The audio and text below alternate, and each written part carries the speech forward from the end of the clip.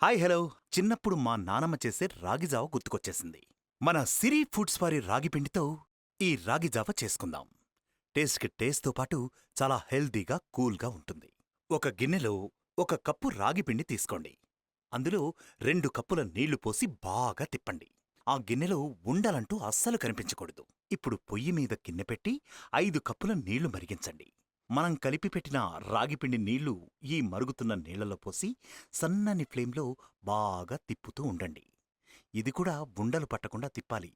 ఎప్పటిదాకా అంటే చిక్కగా అయ్యేంతవరకు. ఇది కొంచెం గట్టిగా, చిక్కగా అవడానికి కొన్ని నిమిషాలు పడుతుంది. చిక్కగా అయిన తర్వాత స్టవ్ ఆపేసి కాసేపు చల్లారబెట్టుకోండి. ఇప్పుడు ఒక కప్పు చిక్కటి మజ్జిగ తీసుకోవాలి. చల్లారిన రాగిజావలో ఈ మజ్జిగ వేసి బాగా కలుపుకోండి. అంతే, ఎంతో రుచికరమైన మన సిరి ఫుడ్స్ వారి రాగి జావ రెడీ.